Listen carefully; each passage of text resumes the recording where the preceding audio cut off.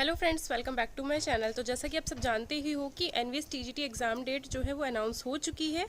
28 नवंबर से 1 दिसंबर तक आपके एग्ज़ाम्स हो जाएंगे। ठीक है, तो जो लोग भी तैयारी कर रहे हैं, कुछ लोग तो ऐसे होंगे जो अभी बैठे होंगे कि अब तैयारी करनी शुरू करते हैं ना।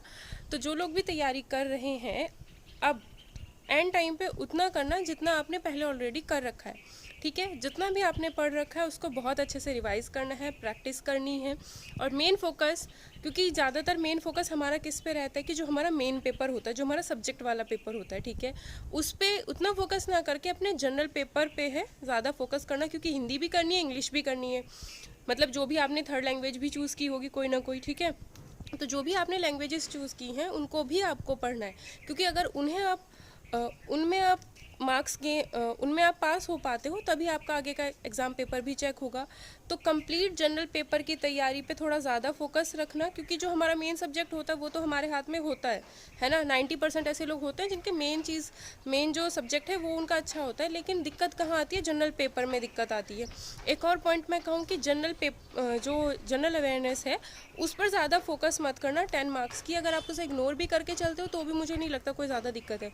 क्योंकि जनरल अवेयरनेस के क्वेश्चन कहाँ से पूछ लिए जाएं, वैसे तो उन्होंने एजुकेशन के फील्ड से ही कहा है, लेकिन हम कंफर्म नहीं कह सकते हैं, है ना। तो ऐसा हो सकता है कि एजुकेशन फील्ड से भी करंट अफेयर्स में क्या आ जाए, प्रॉपर उस चीज़ के बारे में कुछ कहा नहीं जा सकता है। तो अगर आप उस चीज़ को इग्नोर भी करते हो, बाकी का जो भी पेपर है उस पर अगर आप फोकस करते हो तो भी आप अच्छे मार्क्स गेन कर सकते हो। जैसे रीजनिंग है, रीजनिंग अगर आप करते हो तो बहुत इजीली रीजनिंग आप कर सकते हो। तो 10 मार्क्स में से 8 to 9 तो आप बहुत आराम से गेन कर सकते हो अगर एक क्वेश्चन कोई गलत हो भी जाता है। नेगेटिव मार्किंग है ना, वो तो सबको पता ही है।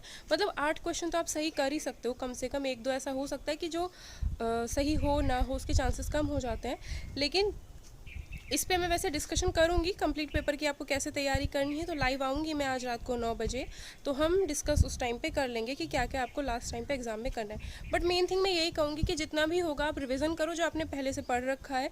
थोड़ी बहुत प्रैक्टिस, अपने आप को टेस्ट देते रहो। जैसे अगर टेक्स्ट बुक का आपने सब्सक्रिप्शन ले रखा होगा तो वहाँ पर आपको क्वेश्चन मिलते रहते हैं और उनको आप टेस्ट देते रहो, तो आपको पता चलता रहता है कि कौन कौन सा टॉपिक आपका वीक है।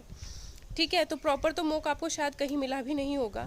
तो बस मैं यही कहूँगी कि अपने टेस्ट देते रहो और रिवीजन करो। जो भी आपने पहले से पढ़ा हुआ है उसको अच्छे से, ज़्यादा पैनिक नहीं होना है, चिल करके जाना है यार। ठीक है, होगा पेपर, ठीक है, नहीं होगा तो भी ठीक है, इतना सोच के बस ये सोचना है कि मुझे अपना 100% देना है। जितना भी मैंने पढ़ा है वो मुझे अच्छे से करना है, उसमें से मुझे मेरा गलत नहीं होना चाहिए। क्योंकि सिलेबस कंप्लीट होना ही सबसे बड़ी चीज़ नहीं होती। सिलेबस कंप्लीट हो, 90% अगर सिलेबस कर रखा है, 10% नहीं भी कर रखा है तो भी कोई दिक्कत नहीं है।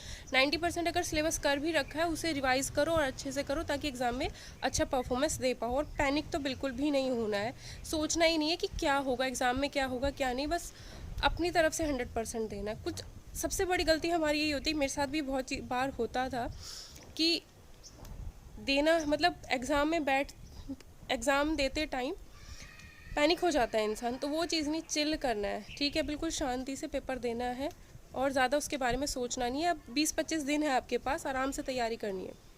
ठीक है, 28 मान लो आपके पास 25 दिन भी हैं, 25-30 दिन जितने भी हैं आप आराम से तैयारी करनी है। जो पढ़ा हुआ है उसको रिवाइज कर लो, सिंपल। और ज़्यादा सर में दर्द नहीं करना अपने, बिल्कुल भी सिंपल वैसे चलना है कि जो पढ़ लिया है उसको अच्छे से रिवाइज करो बस। क्योंकि जितना हम अपने ऊपर सर दर्द लेंगे उतना ज़्यादा पेपर में हम गड़बड़ कर सकते हैं। क्योंकि पेपर में जितने देर का आपका पेपर होगा, अगर आपका 1 घंटे का पेपर होता है या आपका 2 घंटे का पेपर होता है, जो भी एग्ज़ाम हो, किसी भी एग्ज़ाम के बारे में अगर हम बात करें तो मेन चीज़ वही होती है कि हम 1 घंटे में कितना कर पा रहे हैं। अगर हमारा 1 घंटे का ही पेपर है ना, तो मेन जो चीज़ होती है ना वो हमारी परफॉर्मेंस होती है उस टाइम पर, जिस टाइम पर हम एग्ज़ाम दे रहे होते हैं। पहले हमने चाहे कितनी भी तैयारी कर रखी है, बट कुछ लोग ऐसे होते हैं तैयारी बहुत कर रखी है, बहुत कुछ आता है, लेकिन पेपर देने के टाइम पे पैनिक हो जाएंगे और वहाँ पर क्वेश्चंस नहीं कर पाओगे। तो वो चीज़ नहीं होनी चाहिए। मैं उस चीज़ को बोल रही हूँ कि टेंशन फ्री रहना है, पढ़ना है आराम से।